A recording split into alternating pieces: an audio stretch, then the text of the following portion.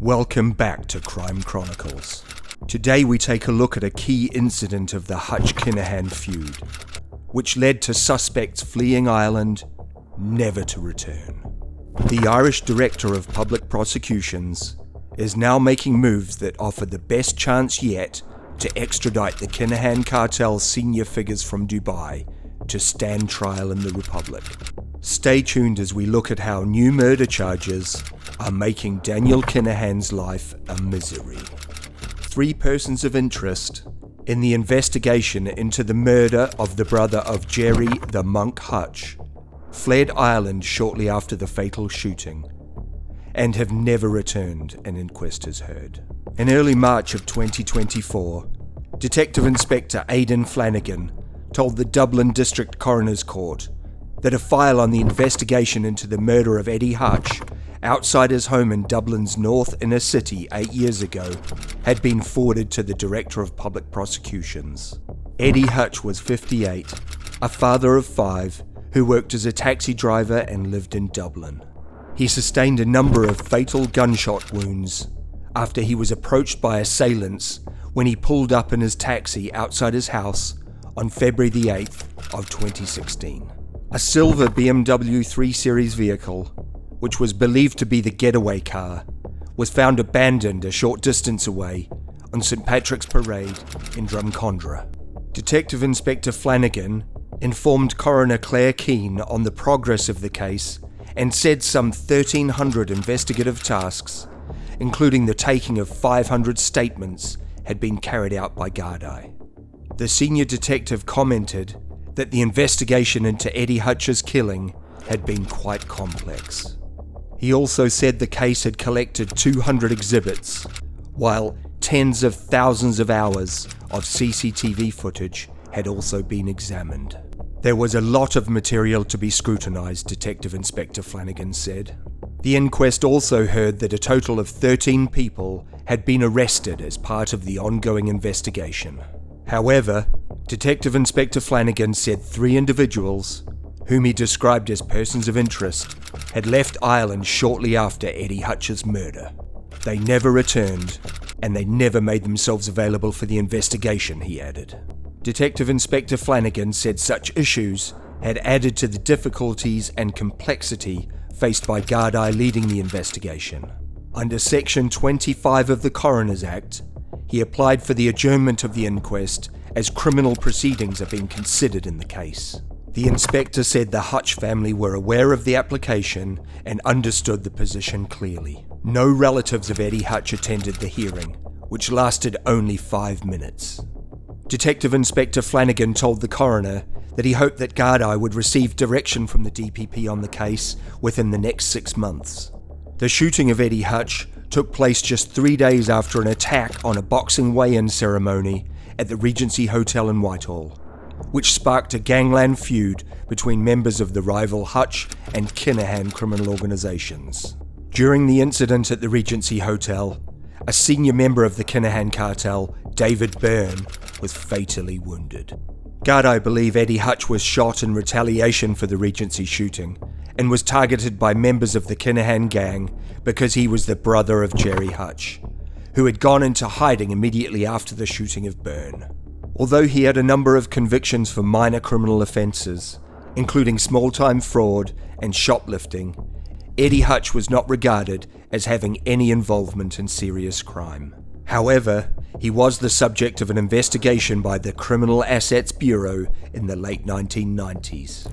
Eddie Hutch was the first of 6 people associated with the Hutch gang to be murdered in the aftermath of the Regency Hotel shooting, and the feud has claimed a total of 18 lives to date since the killing of Gerry Hutch almost 9 years ago. Several senior members of the Kinahan cartel left Ireland in the aftermath of the incidents in 2016. In April of 2022, the US authorities announced a reward of $5 million for information leading to the arrest of senior members of the Kinahan cartel, including Christy Kinahan Sr. and his 2 sons, Daniel and Christy Jr.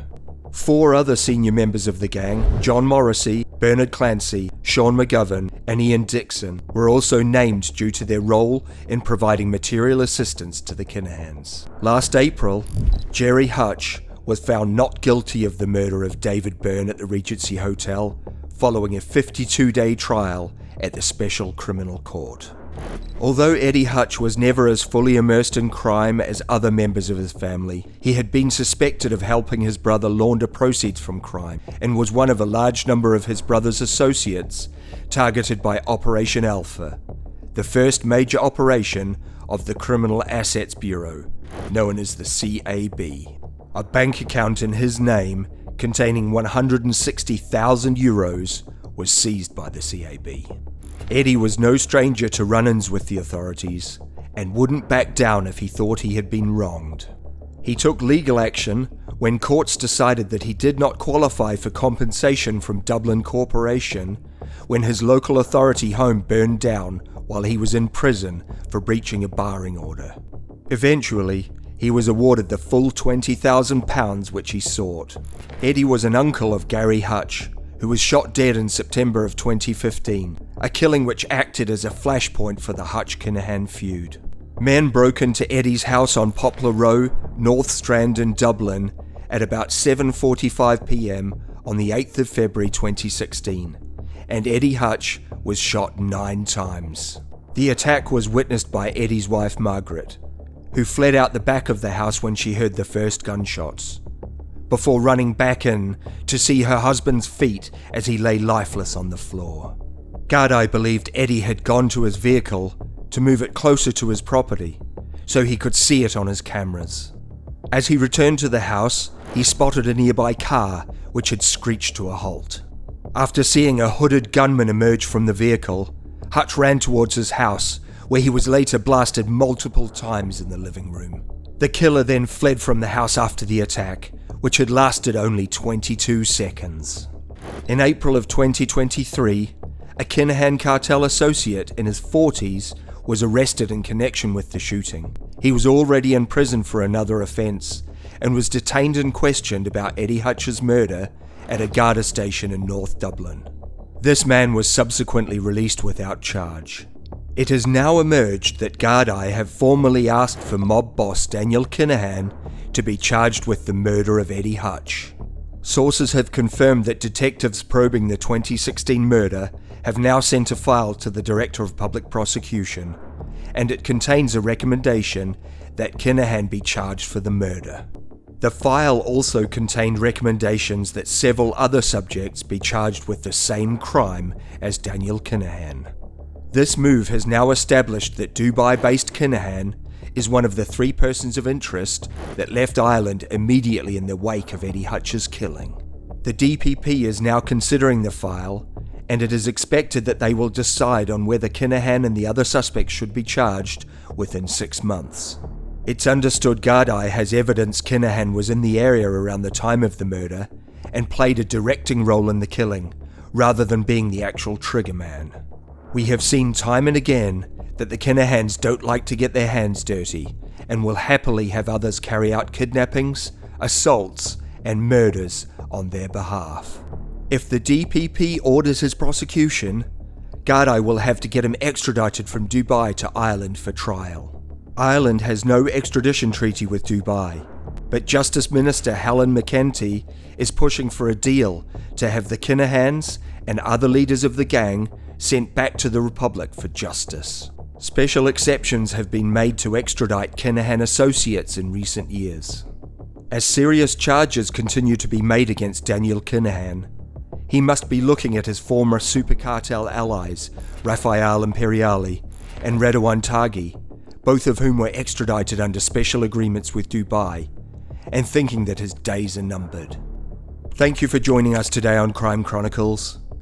Don't forget to like and comment, and subscribe to the channel for plenty more crazy stories from the world of crime.